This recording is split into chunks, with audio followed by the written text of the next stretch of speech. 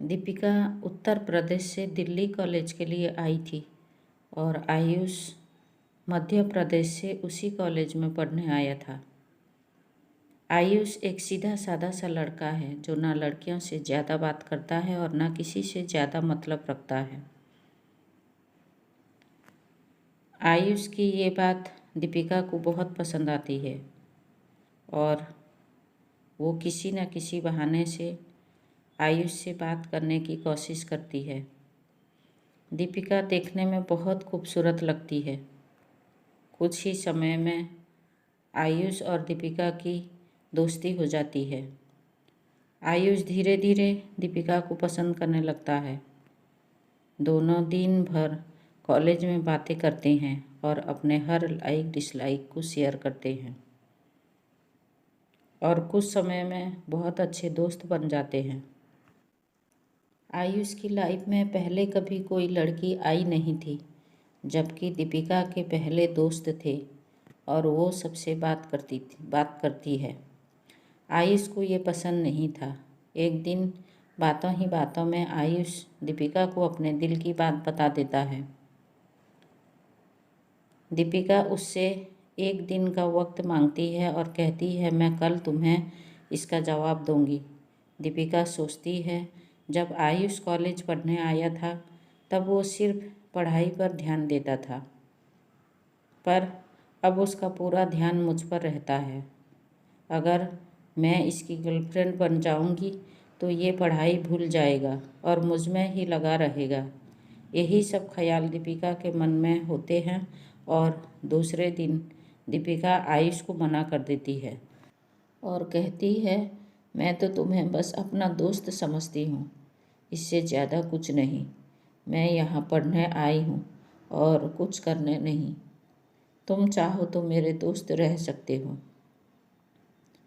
आयुष दोस्ती के लिए मना कर देता है और दीपिका को बहुत समझाता है, लेकिन दीपिका कुछ नहीं सुनती। आयुष को ये बात बहुत बुरी लगती है और वो दीपिका से बात करना बंद कर देता है। कुछ दिन कॉलेज भी नहीं आता है। अब दीपिका को भूलकर पूरा ध्यान पढ़ाई में लगाता है और न किसी से ज़्यादा बात करता है और न मतलब रखता है। देखते देखते कॉलेज बीत जाता है और सब अलग अलग हो जाते हैं। आयुष कॉलेज में टॉप कर जाता है और सबसे पहले नौकरी पा लेता है। 2-3 साल बीत जाते हैं। ना आयुष को दीपिका का पता रहता है और ना दीपिका को आयुष का कुछ पता रहता है। आयुष अपनी कंपनी छोड़कर एक नई कंपनी में ज्वाइन करता है, जिसमें उसकी पोस्ट पहले से बहुत अच्छी और पगार दुगनी रहती है। जब आयुष पहले दिन ऑफिस जाता है तो उसे पता चलता है दीपिका इस ऑफिस में उसकी जूनियर है। वो उस पर बिल्कुल भी ध्यान नहीं देता है और काम में ही लगा रहता है। कुछ दिनों ऐसा ही चलता है, पर दोनों एक दूसरे को पहले से जानते थे और एक दिन दोनों को एक प्रोजेक्ट के लिए साथ में बाहर जाना पड़ता है। प्रोजेक्ट के बाद न चाहते हुए भी आयुष और दीपिका की बात होने लगती है। दीपिका आयुष को समझाती है आखिर उसने उसको मना क्यों किया था। आयुष को दीपिका की बात समझ आ जाती है और दोनों में गहरी दोस्ती फिर से हो जाती है। पूरे ऑफिस में दोनों की दोस्ती की चर्चा होने लगते हैं। आयुष सीधा साधा लड़का रहता है, उसको ज़्यादा कुछ समझ में नहीं आता है। आयुष कुछ समय बाद दीपिका को डिनर पर ले जाकर फिर से प्यार का इजहार करता है। दीपिका इस बार आयुष से मना नहीं करना चाहती, पर उसके पास कोई चारा नहीं है, क्योंकि कुछ ही दिनों में उसकी शादी होने वाली रहती है। दीपिका आयुष को अपने शादी की बात बताती है। इस बार आयुष का दिल पूरी तरह टूट जाता है। वो बिना कुछ कहे वहाँ से चला जाता है। दीपिका रात में सोचती है कि आयुष से अच्छा लड़का मुझे कभी नहीं मिलेगा।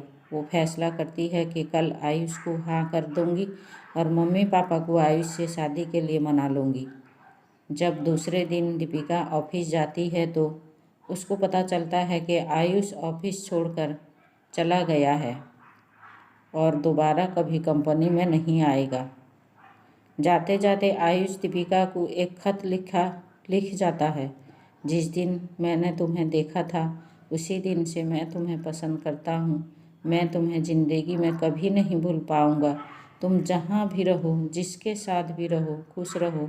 अब इस जीवन में इस दर्द के साथ ही जिंदा रहूँगा। मैंने हमेशा तुमसे सच्चा प्यार किया है और केवल प्यार ही किया है। तुम मेरी ज़िंदगी में आने वाली पहली और आखिरी लड़की हो। अब ना मेरी ज़िंदगी में कोई आएगा और ना मैं किसी को आने दूँगा। मैं बस अब तुम्हारी यादों में रहूँगा।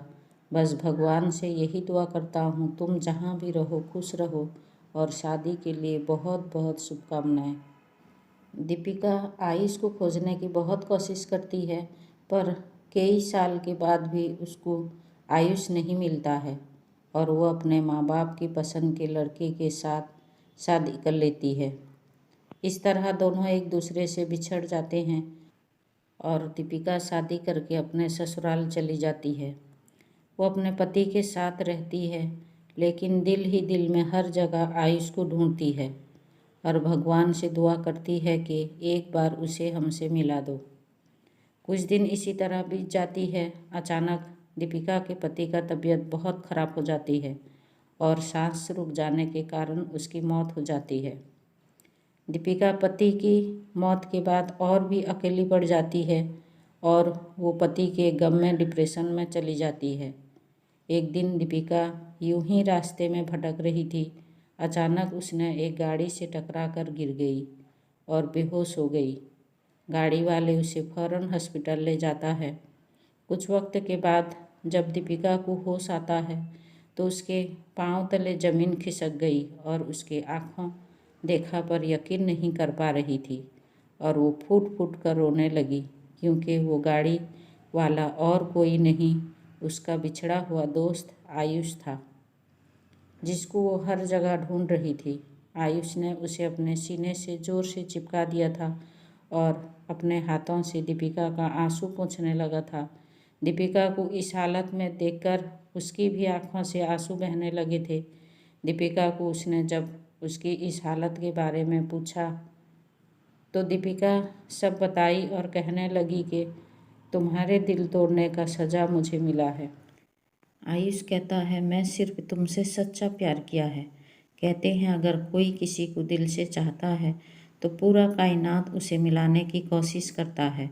मैं तुम्हारी खुशी के लिए तुमसे दूर चला गया था लेकिन तुम्हारे यादों के सहारे जी रहा था। मैंने शादी नहीं किया है, ना ही किसी को मेरे दिल में जगह दिया है। अभी भी मैं तुम्हें प्रपोज कर रहा हूँ। अगर तुम्हें कोई इतराज़ ना हो तो मैं तुमसे शादी करना चाहता हूँ। दीपिका इस बार कोई देर नहीं किए फ़ौरन शादी के लिए हाँ कर देती है और दोनों की शादी हो जाती है। दीपिका के ज़िंदगी में एक नई आगाज़ शुरू होता है और आयुष दीपिका के झोली में सारी खुशियाँ भर देता है और दोनों खुशी खुशी अपनी ज़िंदगी गुजर बसर करते हैं। दोस्तों, उम्मीद है ये मेरा वीडियो आपको बहुत पसंद आएगा। अगर मेरा वीडियो आपको पसंद आए तो प्लीज़ मेरे इस वीडियो को लाइक करें, शेयर करें, चैनल को सब्सक्राइब ज़रूर करें। थैंक्स।